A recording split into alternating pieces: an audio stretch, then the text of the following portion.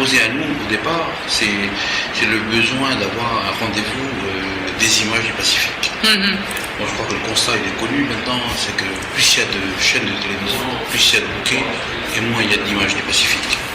Et nous on dit mais c'est important d'exister.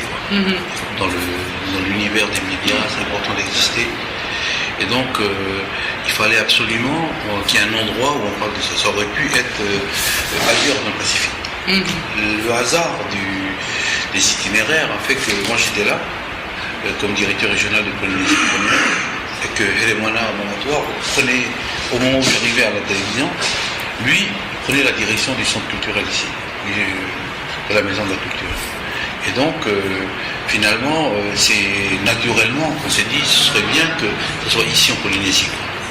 Et à partir de là, il a fallu, faire partager cette idée à nos responsables. C'est vrai que ça n'a pas été facile au début, parce que les gens, je pense qu'ils ne percevaient pas la nécessité de faire ça.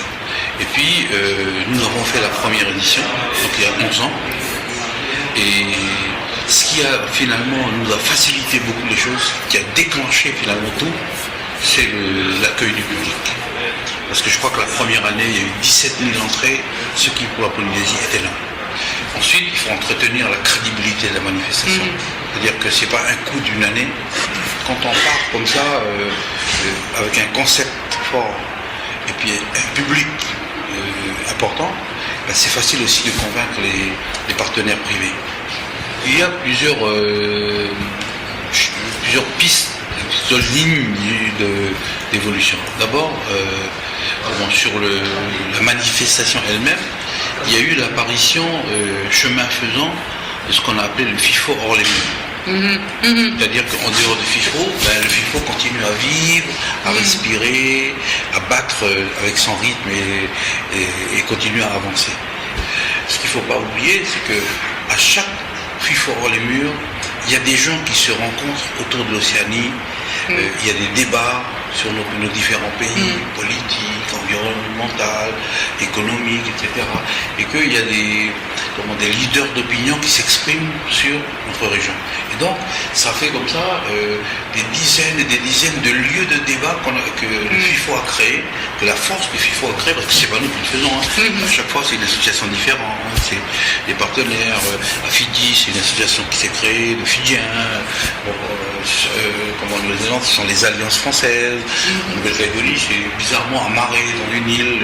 Ils ont dit, mais c'est important que nous, on s'ouvre. La deuxième chose que l'on voit évoluer dans le FIFO, c'est la professionnalisation du FIFO.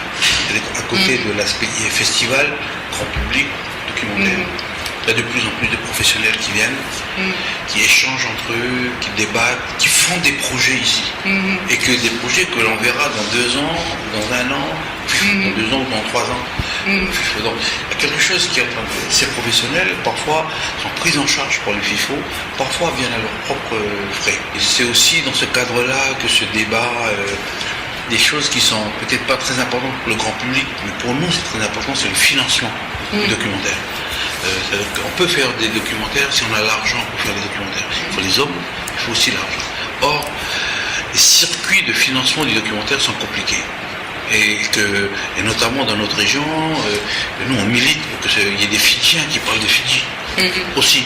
Il n'y a pas que les Européens, pas que les Anglais ou les Français qui viennent militent pour que les Samoans, et pour ça il faut qu'ils aient l'argent pour le faire.